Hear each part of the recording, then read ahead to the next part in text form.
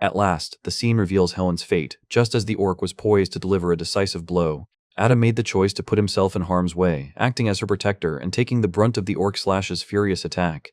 The injury he received was fatal, leaving him with no chance of survival. Arthur found himself overcome by a fresh wave of grief. He struggled to speak, his words faltering before they could be finished. He found it hard to accept that this had occurred, especially after he had finished clearing the dungeon without missing anything. Reynolds realizes that the situation was beyond the boy's ability to change, since the opposite side had initially been closed off. The walls became an obstacle, blocking any ability to detect the beings lurking beyond them. On top of that, nobody had come prepared to face a battle that day. The group had been focused solely on extraction. Despite the Twin Horns' determined efforts to keep the monsters at bay, the loss of life reached levels no one could have foreseen. As soon as he learns the news, the boy's mind immediately races to concerns about Tessia's well-being. He feels a deep fear at the thought of discovering who else might have met the same end. But sadly, his parents are just as unaware of any particular individuals. All they received was an urgent broadcast, and Helen could only share the main details of what had happened. Arthur mourned deeply for Adam, yet he found it impossible to accept that his own parents would choose to enter the war as a result of Adam's death. Reynolds admits to himself that he is not fully grasping a crucial detail. They chose to join the war not because they felt guilty, but because it was their own decision. Arthur, speaking with a strong and determined voice, insisted to his parents that while he understood it might be selfish for him to want to prevent their involvement, it was equally self-centered of them to endanger themselves when their participation was not absolutely needed. He was deeply concerned about how these events might affect Ellie's emotional well-being, knowing that losing either of them could push her into a devastating condition. Alice listened to Arthur and found herself in full agreement with his point of view. Both of them were aware that their decision was driven by self-interest, despite understanding the risks involved. Deep down, though, Alice realized that her own desire to join the war and support the Twin Horns was stronger than anyone else's. In truth, Reynolds was not the main one pushing for this choice. It was her own determination leading the way. Arthur could hardly believe what he was hearing, so he turned to his mother and pressed her once more to confirm if she was truly sure about her decision. Alice, however, remained certain, expressing her unwavering confidence. Arthur grappled with the challenge of convincing his mother, reminding her that she had once abandoned magic due to the pain it had caused her. To him, it seemed illogical for her to rush into a fight after everything she had been through. Alice and Reynolds gave a brief nod, then chose to share another story with the boy. The boy's mother gently asked him to take a seat, hoping he would gain a deeper understanding. Arthur was already aware of the past that connected them with the Twin Horns. However, what they overlooked was that there had been another member in the family before the boy was born. The individual went by the name Lenza. The girl had vibrant purple hair and a bright, cheerful personality that stood in stark contrast to Alice's cautious and sensitive nature. They connected effortlessly, finding it easy to enjoy each other's company. Lenza possessed remarkable skill with a sword, effortlessly slicing through monsters as if they were nothing more than soft butter. Before joining the Twin Horns group, she had already earned a reputation for her exceptional skills as an augmenter. Everyone was caught off guard when she unexpectedly asked if she could be part of their group.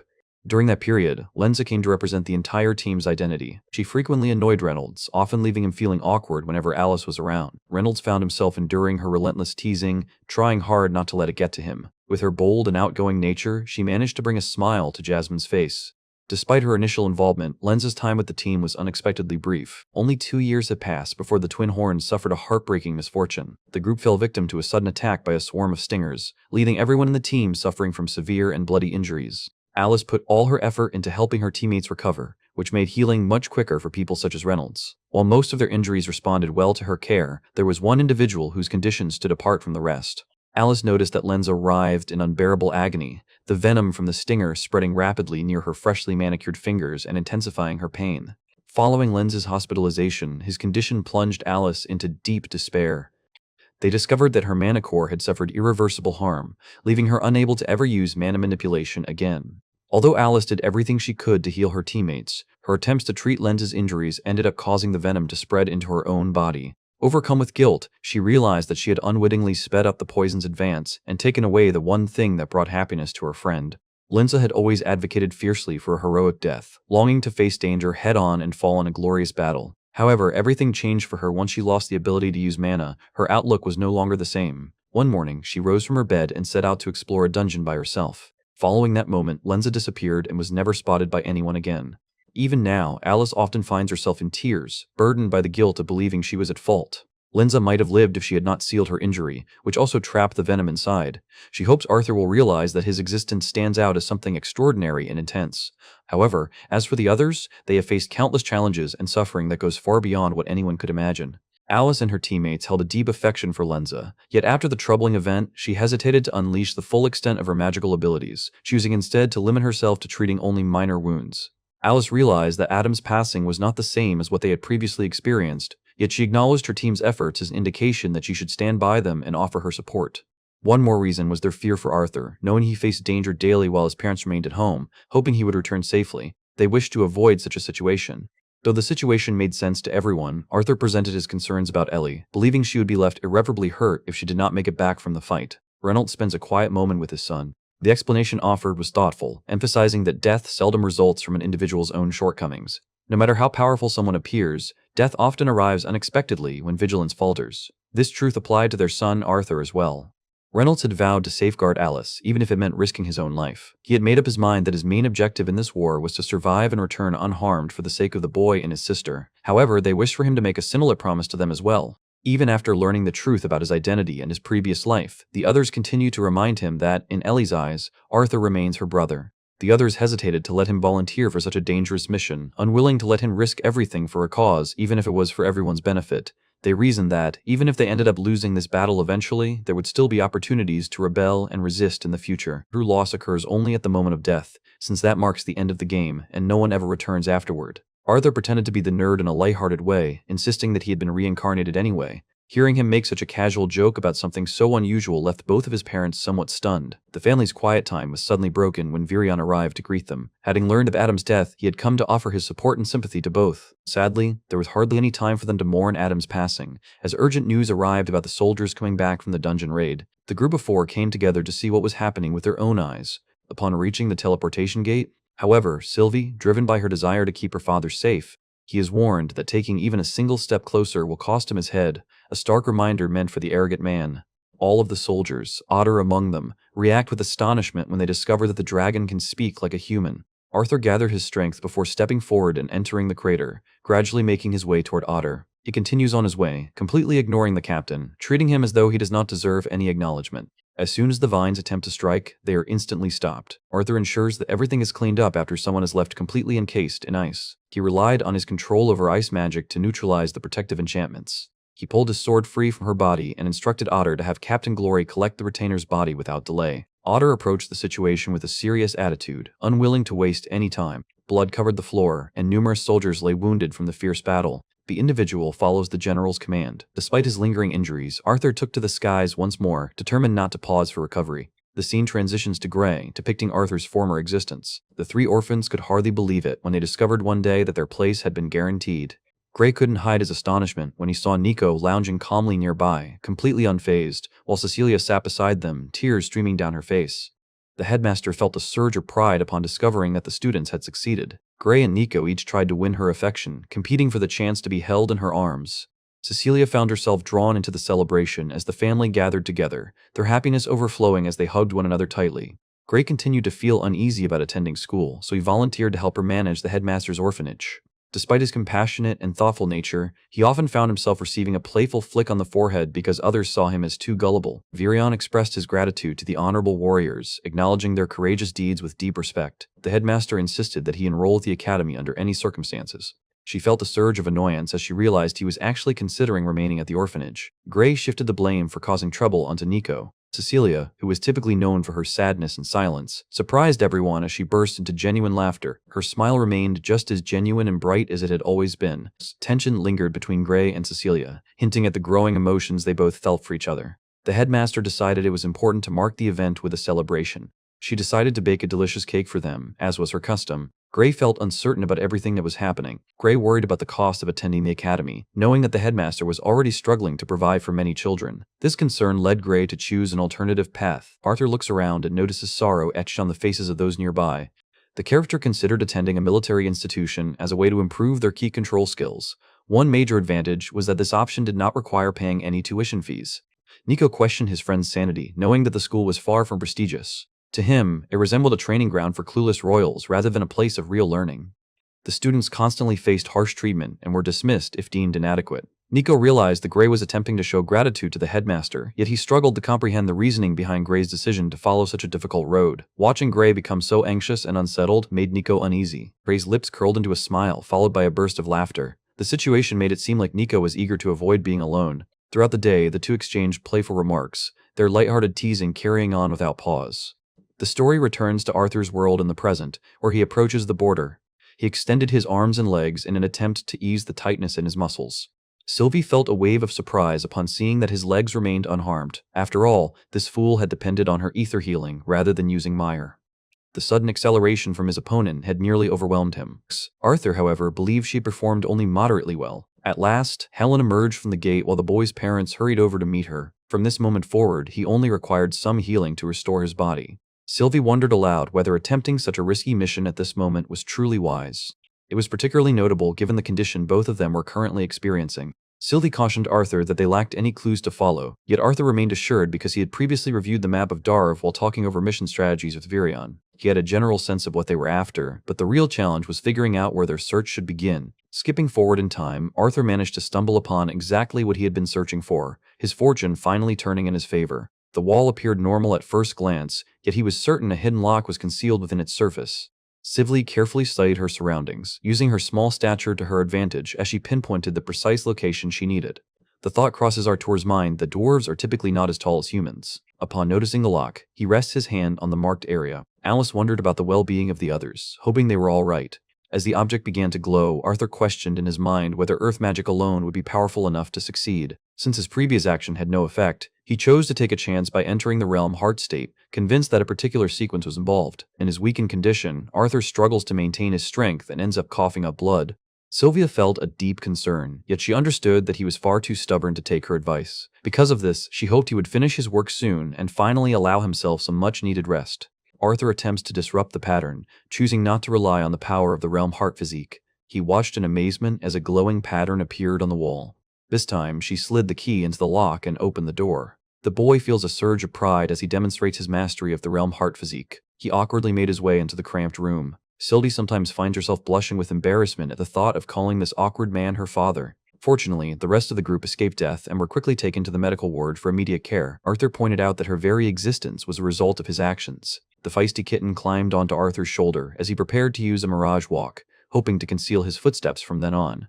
As he journeys further in, he witnesses a limitless stream of Alacrian soldiers appearing through the portal. Now it was certain, the truth was out. The group had discovered undeniable proof that the dwarves were covertly working against them, allowing the Alacrian army to use their portals in secret. A soldier grew wary and decided to sneak a glance through the narrow opening. Arthur managed to conceal himself and Sylvie well enough that no one noticed their presence. The soldier receives a summons, which fortunately spares him from undergoing a more thorough inspection. Arthur had picked up several new and unfamiliar words from listening to their conversations. However, he found it surprising that their way of speaking closely resembled the language used on the Decathan continent, despite the fact that neither side had ever reached out to the other. Sylvie suspects that the involvement of the Asuras is to blame, since the Vritra clan used to belong to the prestigious 8 races of Asuras. They quietly dispatched envoys to encourage progress on both continents, following reasoning much like that behind the artifacts. Although such actions had occurred earlier, the arrival of the artifacts marked a significant turning point. These powerful objects played a crucial role in ensuring the survival of the 3 races, stopping their extinction on their own. Only the grief from losing Adam brought her to tears, while the boy's parents offered solace to their friend. A shiver ran down Arthur's back as he realized their survival from the mana beast's fury was owed entirely to the intervention of the deities. As the group wrapped up their investigation and prepared to depart, Arthur suddenly noticed the Alacrian soldiers bowing in respect before an impressive woman who had just arrived. A striking figure with horns emerged from the portal, her white hair standing out sharply against her dark dress. She belonged to the Sides, an elite group known to surpass the Retainers in strength. Arthur felt certain that he could face a scythe in battle, and his faith in their victory remained strong, even after the dwarves' unexpected betrayal. The scythe worked alongside her soldiers as they reviewed and updated their reports. Without warning, her gaze shifts as she notices someone concealed close by. Arthur noticed Sylvie standing completely still, her fear revealing the truth about the woman before them. In that moment, he realized this woman possessed a terrifying strength far greater than his own. The overwhelming presence she exuded felt like a raging storm about to sweep them away in fear. She noticed their presence, and as Arthur Leywin caught sight of them, a wave of hopelessness washed over him. Both Sylvie and Arthur are suddenly overwhelmed by a wave of panic. The scythe simply watched them with a curious interest. Arthur remains rooted to the spot, his posture heavy with remorse. He makes an effort to conceal the quickening rhythm of his heart. The striking woman is fully aware that someone is concealed nearby. She chose to pay them no attention and calmly walked away. Sylvie felt an overwhelming sense of danger, making her believe that escaping by air was their safest option. However, Arthur understood that if they tried to fly away, they would be spotted and attacked right away. Sylvie remained unaware of his thoughts, as Scythe had already noticed their presence. Arthur also feared the worst, yet his mirage walk remained active. Because of this, he believed they were fortunate, reasoning that a Scythe would have no cause to simply glance at them and move on if they had truly been discovered. He decided he had finished exploring for the day and left the dungeon despite his battered state. Sylvie could see he was in rough shape, barely able to stand on his own. Arthur chooses to take the chance of moving undetected for as long as he can, even if it means continuing until his mana is completely depleted. They decided to head over to the flying castle to find out what was happening with Ellie. She discovers through Otter that the soldiers are no longer a threat. Without warning, Helen approached and wrapped her arms around him, affection shining in her eyes. She needed to remain in the teleportation room while the medical team carried out their tasks. Despite her constant worry, Ellie waited patiently for her brother's return. She made it clear to the captain that she intended to keep to herself and not cause any trouble. Otter discovered through the child that her brother was none other than Arthur Leywin. Shock washed over him as he immediately recognized the unmistakable family traits. The captain believes this gives her an even stronger reason to remain indoors while she waits for him. He experienced another wave of panic when he noticed that even Arthur's sister shared a frightening connection.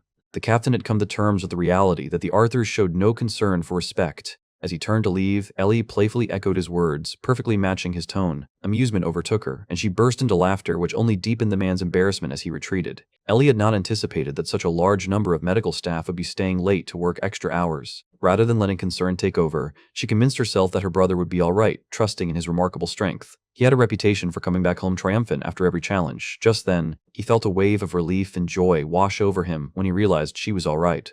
The Grand Dragon soared upward, making its way toward the looming castle. The object plummeted straight to the ground. He arrived with Arthur Leywin, who was drifting in and out of consciousness. The medics stared in disbelief at the state of the lance, unable to comprehend what had happened to it. Sylvie's anxiety grew as she realized he had drained all his mana cord in order to shield the others. Now, with him lying completely unresponsive for the past 5 minutes, the situation had become dire. He was missing both legs, and one side of his body was covered in severe chemical burns. Much to everyone's surprise, and especially to Ellie's astonishment, it became clear once again that the dragon possessed the remarkable ability to communicate using human language. She instructs the medical team to focus first on restoring Arthur's mana core and to administer a blood transfusion to him while they continue moving. Ellie reinforces Sylvie's order by asserting her own authority. The medical team focused all their efforts on treating the lance, working as quickly as possible to keep him alive. Helen expressed her thoughts openly, fully aware of the turmoil churning in the boy's mind. She understood that he was deeply affected by Adam's death, internalizing the loss in a personal way that Helen could easily interpret. Sometime later, Arthur's eyes flutter open. Sylvie appeared overjoyed to see that he had regained consciousness. As he tried to piece together recent events, his gaze fell upon his sister and her companion, both resting peacefully nearby. The medics describe how his loved ones remained by his side without leaving for a single moment while he was unconscious. Arthur soon realizes that he has been unconscious for 2 whole days. He stirred from sleep, anxiety pressing on him as he remembered he was meant to be on the battlefield. His health remained worse than ever, showing no signs of improvement. Dr. Mendel, who led the team of medics at the facility, requested to review his approval for the upcoming surgery. Arthur cares little for anything beyond completing his own mission, disregarding other operations entirely. Meanwhile, Mendel informs him that Varian is currently in a meeting with Captain Otter, Glory, and Lance Aya. Arthur believed that everyone would head back toward the southern border, yet a deep fear gnawed at him. He worried intensely that they might encounter a deadly scythe along the way and face complete destruction. He directed his frustration toward Sylvie, blaming her for not alerting Virion. However, Sylvie had been too concerned for Arthur's safety to leave him in the care of strangers. Helen hoped the child would grasp the harsh realities that came with war, believing that the wisest course of action was to push forward and ensure the Alacrian soldiers faced the repercussions of their choices. The Lance asks for information about Aldir and discovers that only Virion is aware of his whereabouts. Mendel advises him to concentrate on recovering from his wounds for now. Arthur, much to everyone's surprise, cooperated and asked for an assessment of his current predicament. Mendel affirms that they possess one. Yet he insists on making it clear that the individual in question is an anomaly who can manipulate mana to identify several layers within the human form. This person has the extraordinary ability to isolate the muscles from the nerves and even differentiate the bones. At this moment, Arthur's legs are covered with marks in various spots. He had survived unimaginable wounds, and it was solely the power of his manicure that had brought him back from the brink of death. Arthur came to the unsettling understanding that without Sylvie's intervention, he would not have survived. Meanwhile, Sylvie worried that she might need to rescue him many more times in the days ahead. Arthur's lower body had only been partially healed for now, leaving him unable to move without relying on mana. Walking was impossible for him unless he used his magical energy. Because of this, the doctors would need to fracture his bones, rip apart his tissues, and separate them into smaller pieces before carefully moving them back into proper position. The situation sounded extremely frightening, and the procedure promised to be both painful and risky enough to jeopardize Arthur's entire future as a professional. For this reason, the others waited for his approval before moving forward. Sylvie gazed at Arthur with concern, but he gave a nod, signaling for them to continue with the operation. He insisted on keeping the painful procedure a secret from his sister. Arthur nodded in understanding and watched as they departed. The surgeons prepared themselves as the operation commenced. Ellie's companion spotted Arthur, but Arthur silently signaled to the bear, asking it not to reveal what was happening. Mendel clarifies that Varian has chosen the finest healing mages from each of the 3 races, sending only the most skilled to aid in Arthur's complete recovery. Selja steps forward, her expression tinged with regret as she silently conveys her apologies for the actions she is about to take. Sobi assures herself that she will stay close to Arthur while he drifts into a magical sleep induced by Seldia's spell. At last, Mendel pushed the window closed with a firm motion. Sylvie happened to notice a flash of Tessia's hair, revealing that Tessia had been quietly spying on them. Mendel began the procedure just as the elf princess turned and departed. Despite the intense discomfort caused by the ongoing operation, he pressed on. The scene shifts once more, drawing the focus back into Gray's recollections. They went on a shopping trip and managed to buy a large number of books just for a single term. The effort they put into their studies at the orphanage had truly been worthwhile. Sylvie begins outlining the events that are about to unfold. She anticipates that the boys' parents will soon approach her to discuss how they were involved in the war. Nico looked forward to the days ahead with eager anticipation, imagining all the possibilities the future might hold. In contrast, Gray struggled to feel enthusiastic, weighed down by the endless stream of assignments that filled his days. Nico, renowned for his exceptional engineering skills, discovered himself surrounded by limitless possibilities. Gray struck himself on the head with a book, hoping the jolt would snap him out of his odd behavior. Nico made fun of Gray, pointing out that Gray was just as lonely as he was. Cecilia feels let down by both individuals and expresses that she has no desire to join either of them at their table. They chose to ride the subway, relying on the trains that were available in their world. Gray considered his feelings toward the city of Arkestead and realized it had never truly captured his interest. While riding the train away from the station, he realized the journey felt surprisingly comfortable. Meanwhile, Nico mentally reviewed the list of items they needed to buy next. When they finally reach their stop, rain is already falling. The group overlooked bringing backpacks, their attention absorbed by the task of collecting uniforms and textbooks. This change would help her feel a bit more comfortable. After losing Adam, the team would require additional encouragement to remain strong. Backpacks and school supplies appeared less expensive by contrast. As rain fell steadily, Gray decided it would be wise for them to hurry. He paid close attention to everything around him, feeling a strange alertness in the air, as though his instincts warned him of danger. Kai masters were known for picking up even the faintest hint of Kai energy from others. Though Gray wasn't a master himself, he could still detect a powerful and threatening emotion nearby. A sudden surge of bloodlust filled the air. The attacker raised their weapon, aiming at Cecilia, but Gray reacted quickly, shoving them both aside so that the bullet merely skimmed Cecilia's arm. Gray immediately instructed Nico to escape with Cecilia, choosing to remain behind and confront the danger himself. He used one of the books to shield himself from the incoming projectile. A syringe filled with a mysterious liquid appeared. Gray slipped away, fully aware that the person behind the shot radiated an intense and formidable presence. The man gestured to his team, instructing them to pursue the children. The group paid no attention to the boys, focusing solely on tracking down Cecilia. One by one, the remaining adventurers emerged gradually through the gate. Gray rejoined his group and explained the situation about the tranquilizers they had encountered. Nico, confused and concerned, wondered aloud about the reason behind their pursuit, since none of them had actually taken anything. That was the moment when Gray revealed a shocking truth. The men were not pursuing the others. Their true target was Cecilia. The children dashed away as fast as they could, but Cecilia soon grew tired and collapsed to the ground. The dart's slight touch drained Cecilia's strength, leaving her body frail. Realizing the danger, she silently wished for her companions to escape without her, knowing the men pursuing them had strict orders not to harm her. Gray quickly grasped what was happening and made an attempt to escape alongside Nico. She had been given something valuable before being left behind. Cecilia found herself left behind, trembling with fear and completely by herself. The men finally reached her, coming to the conclusion that the boys had managed to get away. It was clear to them that the tranquilizer had taken effect. Arthur finally spotted Stannard, who was a member of Tessia's squad. The rebellious girl with green hair made an attempt to reclaim her own body. Without warning, Cecilia spun around, wearing a unique glove that sent a powerful shock through him. This had been their secret strategy from the very beginning. Gray leaped into the fray alongside Nico, both of them setting their sights on the opposing group's leader. The opponent proved to be skilled, smoothly avoiding their strikes and sending Nico flying with a swift kick. Gray was able to land an elbow strike despite the circumstances. Despite his efforts, he couldn't do much harm to someone skilled enough to hold him down. He acknowledged that the boy showed a certain amount of promise. His days, however, were numbered, and fate would soon bring his story to a close. Gray struggled desperately as someone's grip tightened around his throat. In a swift motion, he managed to retrieve the tranquilizer he had secretly detached from the book earlier. With that tool in hand, he plunged it into the man's shoulder, causing the effects to take hold immediately. Arthur wasted no time seizing the newcomer upon their arrival, leaving them stunned by his sudden action. His urgency was clear as he pressed to find out whether the princess had encountered any trouble. He lost his balance and collapsed onto the ground, no longer capable of keeping up with the others. Meanwhile, the three children attempted to flee from the scene. The leader pointed out that unless their enemies were defeated now, those pursuers would continue to hunt them relentlessly. Adding to the horror, the ruthless killer even set the orphanage ablaze. Gray felt overwhelmed by the sight of the fire consuming everything, so he reached out toward the lifeless body that had just been recovered. His hand shook as he pulled back the sheet, revealing the lifeless body of the headmaster lying in front of her. Tears streamed down the boy's face as he realized that, above all others, she held the most important place in his heart. He sobbed uncontrollably, his tears flowing until someone finally separated him from the scene. The memory of those chilling words, which underscored his lack of a destination, lingered in his mind. This seemed like the ideal moment for him to seek out Arthur Leywin once more. Awakened by the sound of Tessia's voice, the character slowly opened their eyes. Tears streamed down her face, her sorrow resembling the pain of losing someone dear, while the boy silently wondered what could have caused her such distress. He becomes so anxious about her that, without realizing it, his hold on Stannard grows much firmer than he intends. Tessia notices that he is shedding tears as well, having awakened from his dream with eyes full of sorrowful tears. The scene stood out as a particularly pleasant addition, leaving a strong impression on the observer. Tessia offered a warm smile as she stood in front of him. He had not seen or spoken to her in quite some time. He noticed that Arthur carried visible marks from her own past struggles. She playfully mocked him, insisting that the challenges of cooking surpassed the hardships of combat. Tessia grew deeply concerned for him, feeling overwhelmed by the information she received from the captain.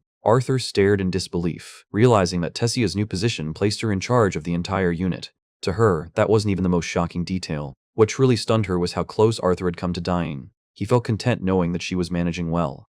Tessia chooses not to challenge his words and quietly takes a seat beside him. Soon after, he offers an apology to Stannard. She understands that he put his own safety on the line countless times so that others could stay alive. She had never expected the war to take such a heavy toll on him. Upon witnessing his vulnerability, Tessia couldn't help but recall that beneath the image of an invincible mage admired by others, he was simply a human being. She goes on to mention that he often acts childishly when it comes to his feelings. Meanwhile, Virion quietly observes their exchange from a distance. Without warning, their cover is shattered when the door bursts open. Tessia felt her cheeks flush with embarrassment, clearly more uncomfortable than anyone else. Meanwhile, the Elven King and Queen had originally planned to excuse themselves from the gathering, joining only out of curiosity to observe how things were progressing.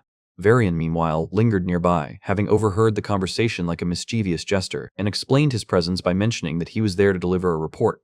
Ellie, however, had been waiting much longer than he ever had. Arthur instructed his sister to come over to where he was. She wrapped her arms around him, relief flooding through her after the terrifying worry that Arthur might not have survived. He was relieved to see that he was doing well, but he still wondered about the condition of the other squad members. Her brother playfully mocks her, calling attention to her cute round cheeks that resemble a potato. He promised that even after his death, he would linger as a ghost to frighten off any boys who tried to approach her. Arthur realized what was happening with Virion and Alder present, prompting Ellie to decide she would talk to him at another time and quietly walk away.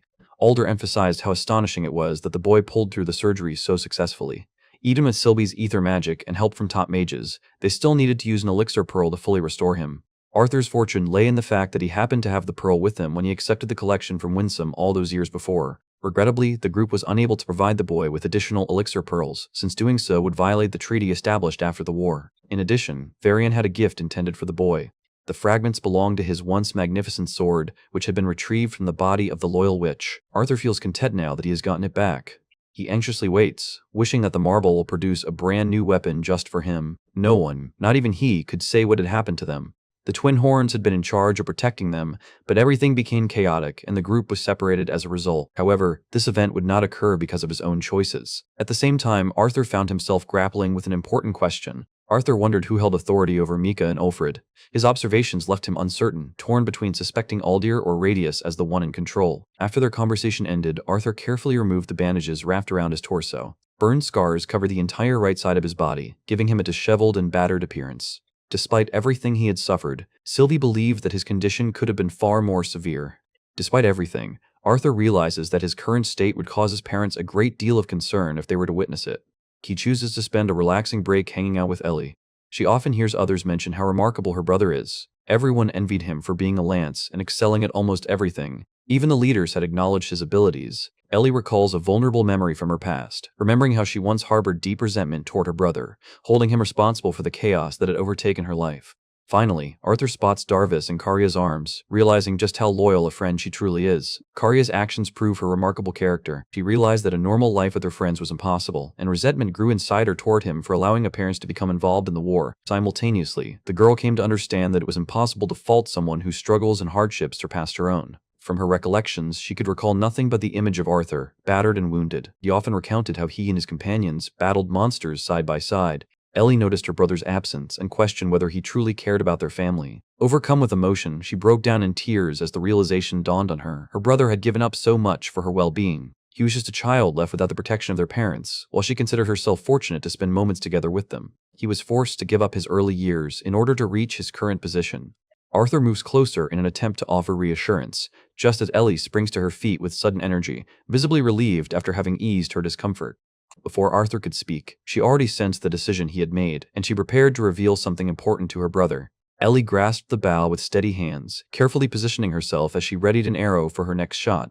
Arthur stepped in to support her, guiding him gently down to the ground. As Darvis lay there, a warm, healing energy began to flow through him. She lets the arrow fly, striking the center of the target with flawless precision. She tried to win her brother's approval, but her actions didn't stop there. She began to recite a mysterious chant. She infused her arrow with magical energy before letting it fly. Arthur could hardly believe his eyes as he watched her performance, completely taken aback by her talent. Although the projectile fell short of its mark, Ellie felt a wave of disappointment. However, Arthur gently pointed out to his younger sister that, at only 12 years old, she had already achieved far more than most children her age. Accompanying the siblings, Helen and Emily appeared in outfits that made them look ready for a formal ceremony. The plan to assist Ellie in discovering her talent had originally come from Helen. The boy remains confused, unable to grasp the subject of their conversation. Ellie possessed a remarkable talent, effortlessly shaping mana into whatever form she needed. The talent was undeniably a remarkable gift. Arthur, however, found himself captivated by how everyone was dressed up. Without warning, Arthur rises from his seat and pours a glass of water for Karya. Apparently, a party was being held that night to celebrate the recent victory over someone believed to be a retainer. Arthur suddenly understood that his friends were unaware he had been the one to defeat the retainer. He notices that Varian's parties always seem a bit more laid back than he expects. At the same time, he recognizes that he ought to find himself a suit. His team of maids had already prepared his outfit for the occasion. They decided to head over to where Tessia was. She was outside, carefully applying makeup and putting on elegant clothes, looking as regal and stunning as a queen. Her mother takes pride in her daughter's attractive appearance. Tessia expressed her gratitude for the assistance and began preparing herself. She wondered if they could connect, as if they were two queens speaking to each other. She hopes Tessia will step forward and prove to everyone that she is in charge. He is curious about the events involving Tessia. She entered the party, and her presence immediately captivated her teammates, leaving them awestruck. Tessia felt fine overall, though she was uneasy about what she was wearing. Meanwhile, Standard believed his own appearance was absolutely silly. Karya appeared perfectly composed, yet she had no desire to become involved with the arrogant nobles surrounding her. Tessia believed their attention should shift towards helping Standard find a date and a girlfriend once the war ended.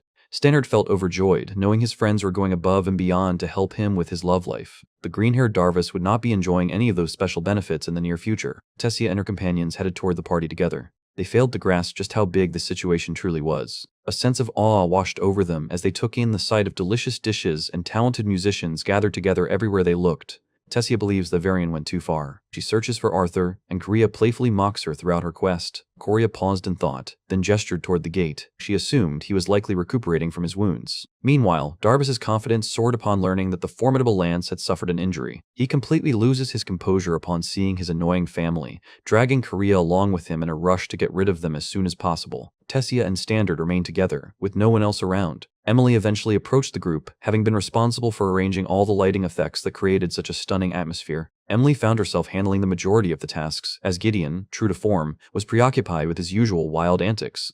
The inventor spun around to acknowledge their presence, offering various explanations for not assisting his assistant.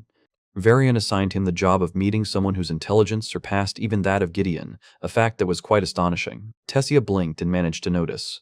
Claire appeared radiant, the dress she wore enhancing her beauty. The group reunited, exchanging friendly greetings as Curtis and Kathleen arrived to join them. With everyone present, the disciplinary committee was now complete. She had just stepped outside, and Arthur immediately noticed how tired she looked. Kathleen shows her affection for Claire by wrapping her in a warm, caring embrace. After their leader vanished, everyone felt her absence deeply. Curtis expressed the deep concern they had felt for her and shared their relief at seeing her enjoying herself again. Claire informed Caspian of her plans to step away so she could have a conversation with her friends. Surrounded by Tessia, Curtis, and Kathleen, she mentioned Curtis's journey to becoming an instructor at Lansdale Academy and noted how much he enjoyed preparing the soldiers for their upcoming roles on the battlefield. Kathleen remained completely absorbed in perfecting her skills with the lance, while Tessia took charge of her squad on the battlefield. The elf princess acknowledges that she experiences gradual progress with each passing day. She attributes her swift advancement to the sword techniques she learned from the Bladeheart family. Claire experiences a pang of jealousy mixed with a sense of hopelessness as she realizes everyone else has grown significantly stronger. Meanwhile, Kathleen mentions the wounds she suffered during the incident, but reassures everyone that she is fully recovered.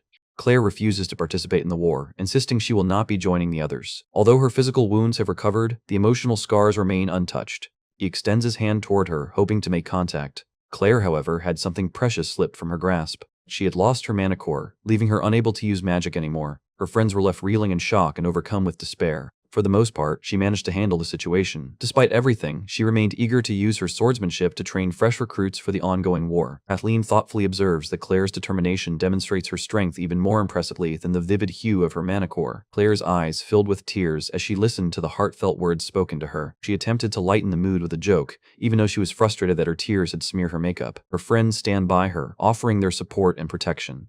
As she brushes away her tears, she wishes that everyone, except Arthur, understands how much their presence means to her. What weighs on her most is the regret of not being able to stand alongside Arthur in battle and show her gratitude for all he has done. Although they had given their word to keep it a secret from him, the truth was that none of them had spent time with him recently anyway. Tessia insists that he has simply matured. At this moment, he recalled the significant encounter he had with Indrath during the final day of his training among the Ashuras. Curtis and her friends kept making playful remarks about how familiar she seemed to be with Arthur. Claire worsened the situation by reminding everyone of Kathleen's crush on Arthur, causing Curtis to feel even more unsettled as he began to rethink his choices. Meanwhile, Tessia found herself questioning whether Arthur might actually prefer someone like Kathleen. Without warning, a cold shiver runs along Claire's back. Lance Vare entered the scene wearing an outfit that was unlike any other. It was clear to anyone looking that this single image would instantly attract a swarm of admirers. Vry arrived with the purpose of guiding the three individuals. She had no objections to Claire arriving by herself. She still sensed a chill running through her body, despite only experiencing the faint traces of Vry's restrained mana. The group stepped into the main hall as Virion began addressing the audience with his speech. Standing out among the crowd, all eyes were drawn to them. He hoped to bring uplifting news during such troubled times by announcing that the first triumph of the war had been achieved.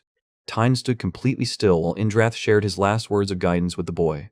All of them had gathered to honor the person who had taken down one of the enemy's strongest warriors. The frozen body of the Alacrian retainer is showcased for all to see.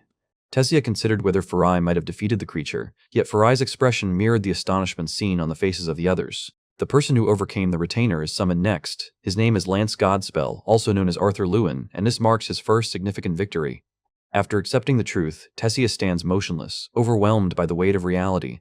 Arthur opened his speech by expressing his disapproval of displaying a corpse before an audience, yet he quickly shifted focus, indicating his intention to address issues of greater significance. The nobles at the gathering realized that everyone living in their lands was anxiously awaiting news about the progress of the war. Until now, they had been forced to make decisions based only on uncertain guesses. Arthur announced that he had arrived with some thrilling news. He recalls how, despite being the newest and weakest among the Lance generals, he managed to defeat a retainer by himself. Retainers were believed to be among the most powerful warriors in the Alacrian army. Despite what truly happened, Arthur deceived the crowd by announcing that he had not been hurt during the battle. This thrilling revelation quickly became a topic for everyone to spread throughout their community. He asked Arthur to shut off his feelings for the elf princess. Tessia stands frozen in surprise, unable to comprehend seeing him like this. His rapid recovery seemed almost unbelievable. Arthur permitted the nobles to examine the retainer thoroughly, encouraging them to appreciate the festivities of the night. As they approached the witch's lifeless body, Tessia noticed that its features closely resembled those of a human. She notices Arthur exiting the area alongside Virion, heading into a different room. As the door shut behind him, Arthur collapsed to the floor, exhausted. Out in public, he had forced himself to appear strong, hiding the pain that ached through every inch of his body. The elderly man continued to bombard him with absurd lectures, refusing to let up. Fortunately, the group managed to obtain everything they were looking for at the event. Didion captured the entire thing on camera. He projects the video, watching closely as the audience responds, his attention lingering on Ordeus, though he cannot quite explain why.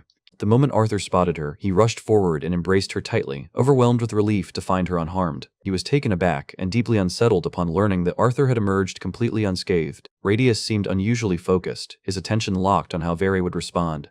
Arthur had purposely frozen the corpse, aiming to convince Radius that it took only the most powerful lance to overcome the retainer. Only at that moment did he reveal the shocking truth. He had been the one responsible for defeating the retainer. Radius' features twisted with displeasure, her mood soured by the fact that the least skilled lance had unexpectedly landed a harsh strike against a powerful retainer. Although this did not completely confirm Radius' loyalty, the others now grasped the motives behind his actions. Arthur unexpectedly ran into Tessia, who had overheard almost the entire conversation. At the same time, Sylvie enjoys herself immensely as she eagerly consumes one delicious dish after another. Arthur stepped outside and immediately noticed the lively atmosphere coming to life around him. Even the gentlest touch brought him discomfort. She did not expect to see him waiting, ready to guide her to her grandfather. He struggles to stay on his feet. Tessia reached out and took his arm, explaining that she wanted to avoid anyone else asking her to dance. She also hopes the other girls won't become close to Arthur. Tessia led Arthur around the room, introducing him to several people as they mingled among the crowd. Because of their high standing, neither of them could go unnoticed. Tessia, well versed in the intricacies of the society's power structure, recognized what truly held the greatest significance. She possessed the talent to invent distinct personas and skillfully interact with others. In his previous existence, Arthur had faced a similar situation, though back then he was expected to seem powerful and unbreakable. As a formidable king, he paid little attention to whether his actions bothered others. However, now that he serves as a general, he must exercise greater caution.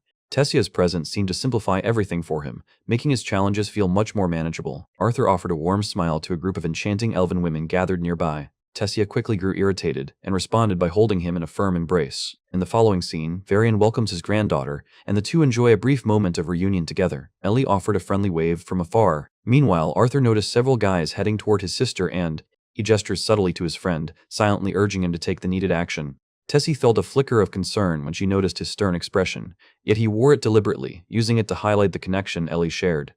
The bear had fixed its sights on the center, focusing intently on its chosen target. The two guys are terrified out of their minds.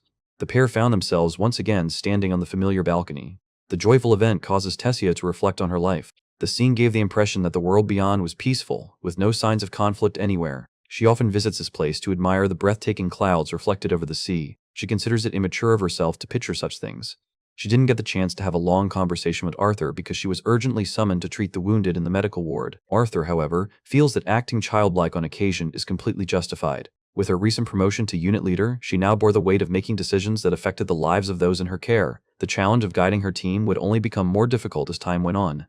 Tessia pointed out that, despite his rank as a general, someone like him wouldn't usually command an entire army, since lances weren't given that responsibility. Arthur agreed, explaining that lances were primarily skilled at fighting powerful opponents alone, rather than leading troops, and their main role was to eliminate the most dangerous enemies during battles. This urge compels him to bring up a significant topic, one he had previously talked about with Gideon and her grandfather. The princess realizes that he rarely shows emotion unless he has a logical explanation for doing so. This suggested that he was likely preparing for yet another risky journey. She compared Arthur's character to a book with certain pages easy to read and others shrouded in mystery. As expected, Arthur felt confused by her remarks and wondered about their meaning. Tessia inched nearer, her curiosity piqued as she wondered aloud about the mystery behind his remarkable abilities. She longed to uncover the reason he seemed to excel at everything he attempted. Many people considered this person a once-in-a-generation talent, but that wasn't the whole story. Arthur only carries the memories from his previous life as his advantage. He explains to her that he has gained much knowledge from reading numerous books.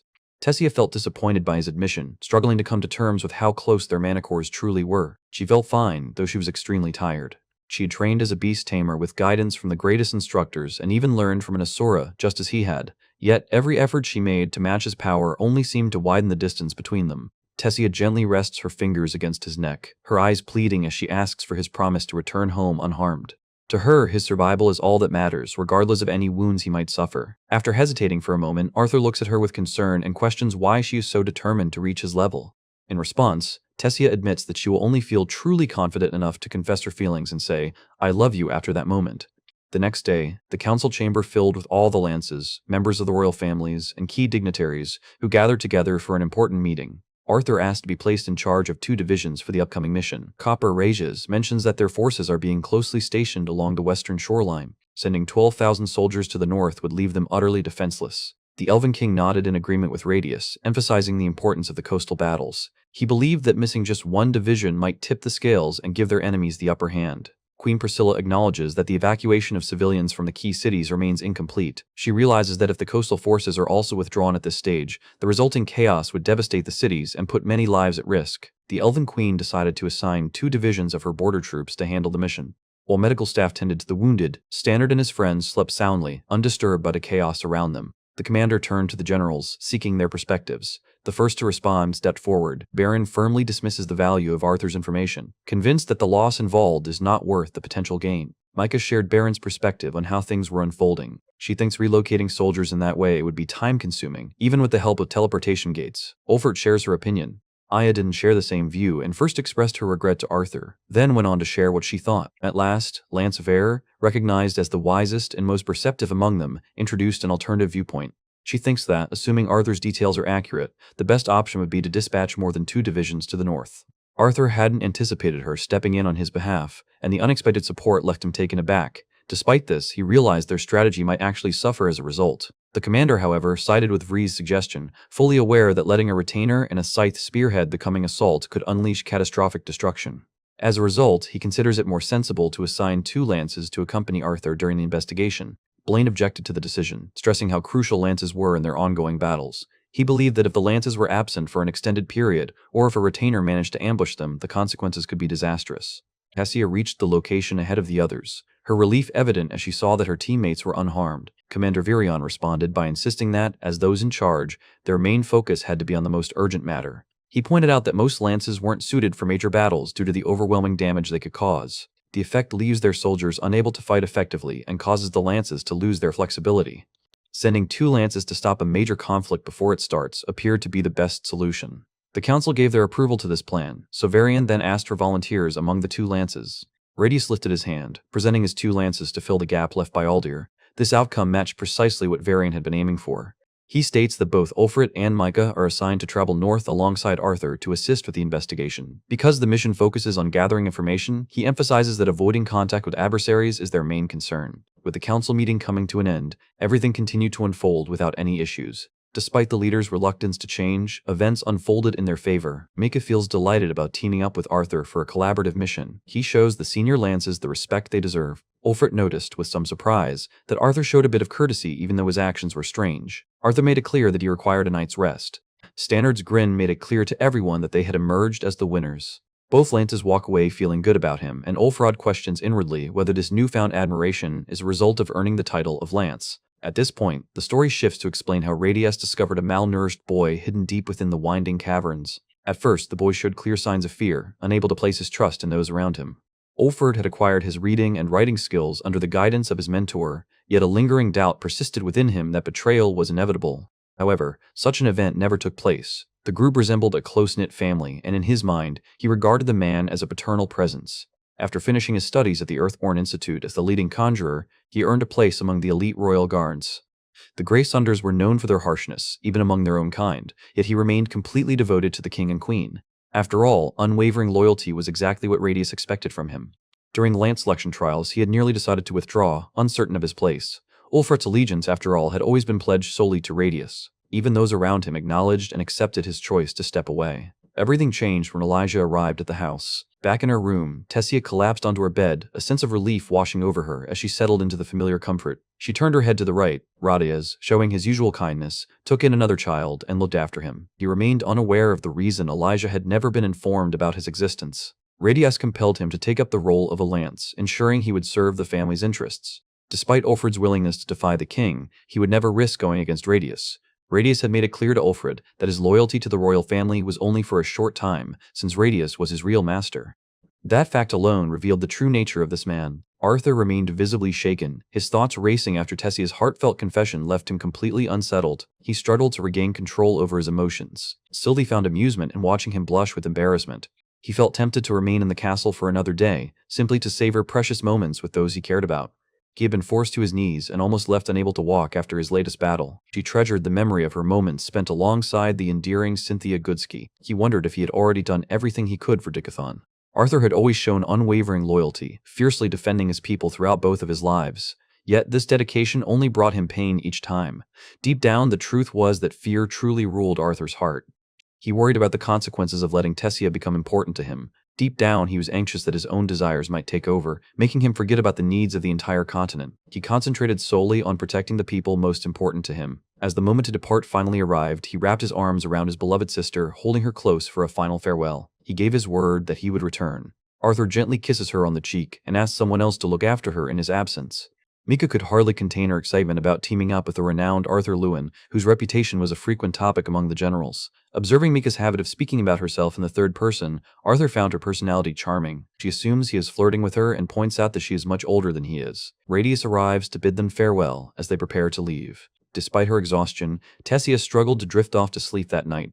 He noticed how exhausted Arthur seemed after his last battle and silently wished that the boy's doubts would turn out to be unfounded. He simply hopes for his safe return, wishing for peace of mind so he can finally relax. Deep down, Arthur also wishes for the same outcome. He silently wished with all his heart that Elijah's sole father figure would prove to be loyal, not a betrayer.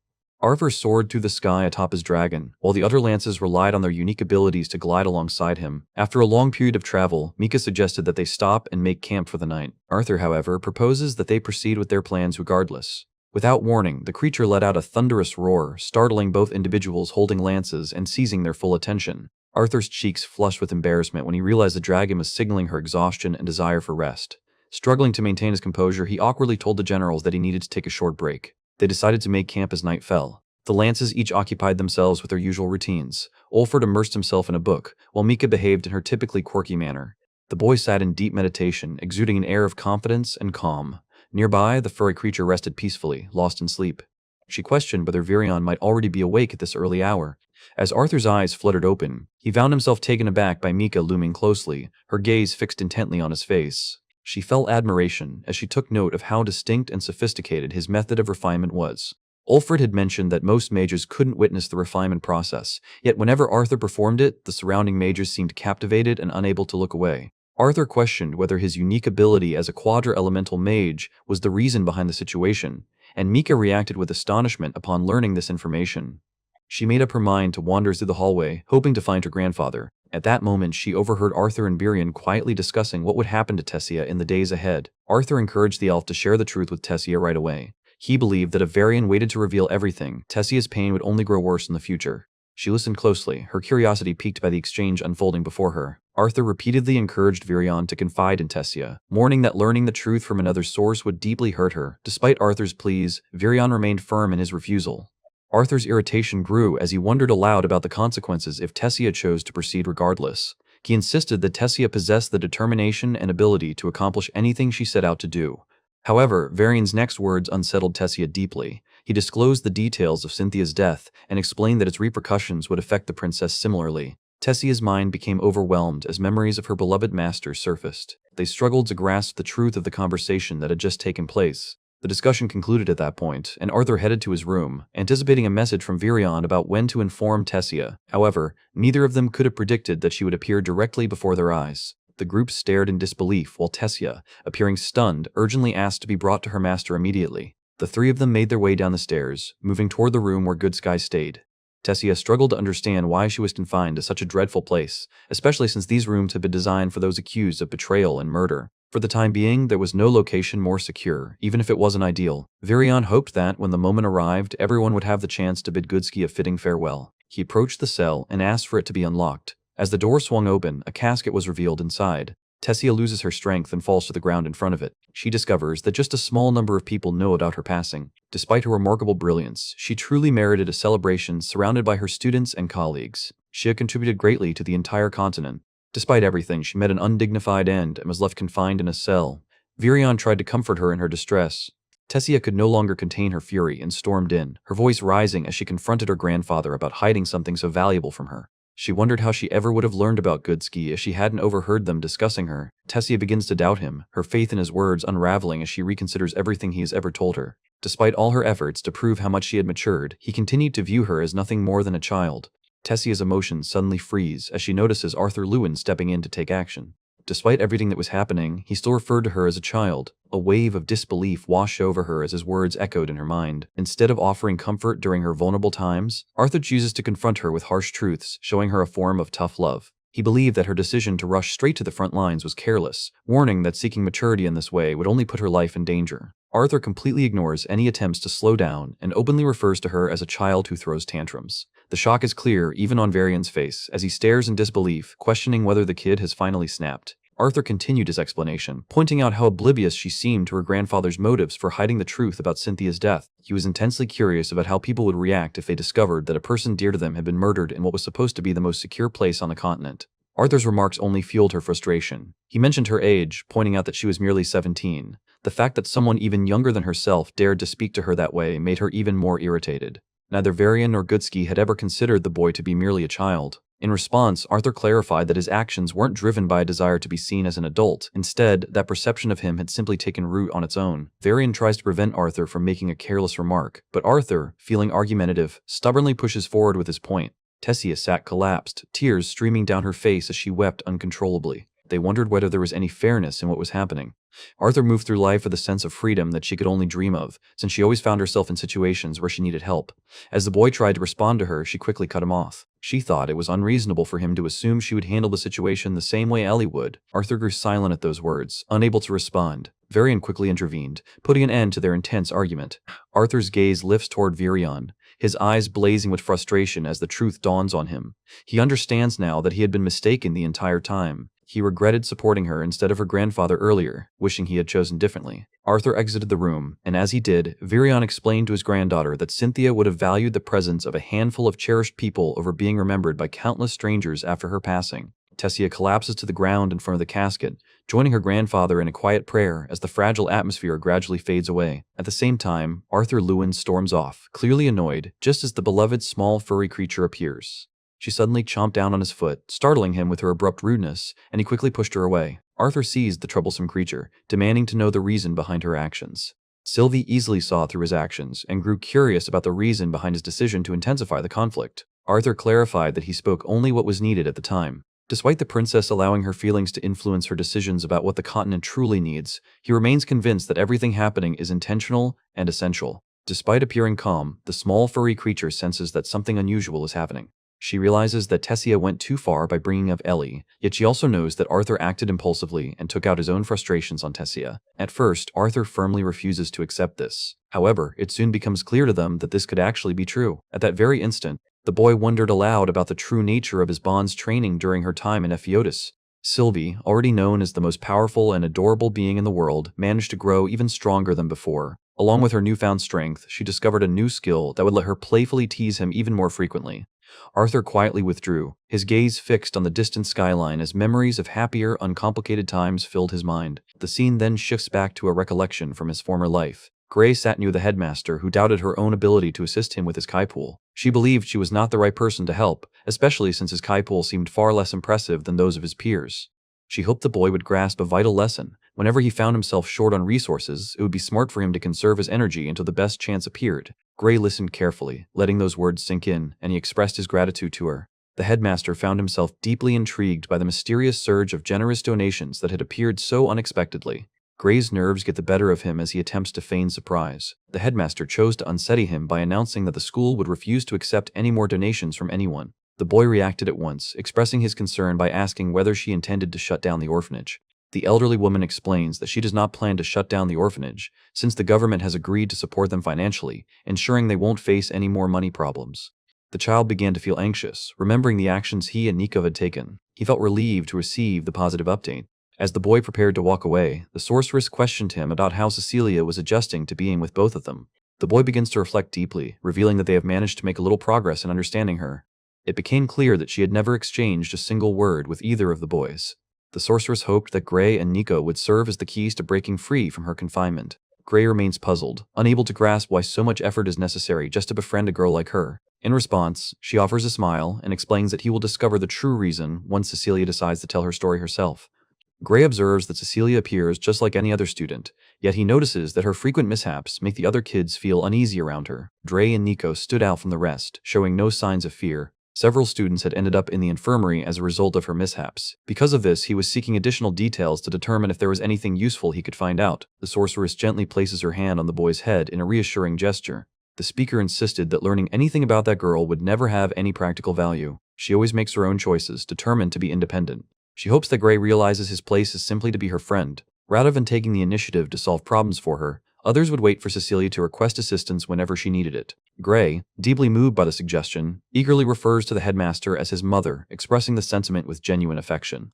In response, she playfully reminds the boy that he seems to have forgotten she holds the position of headmaster. At the orphanage, the children eagerly pursued Gray, hoping he would join them in a game of tag. They put in every effort to apprehend the man. Gray navigated through the crowd of students with ease, skillfully weaving his way around them as if it required no effort at all.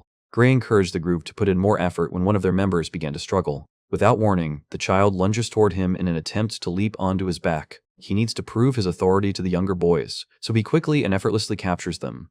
Gray made fun of them, pointing out that they were 5 years too early to stand a chance against his strength. Many people claimed he was simply too fast, yet he dismissed their words, urging them not to search for excuses. However, even Loki found himself siding with the others this time, silently admitting that the guy really was just bullying the younger ones now. He urges them to leave, explaining that he has things he needs to handle on his own.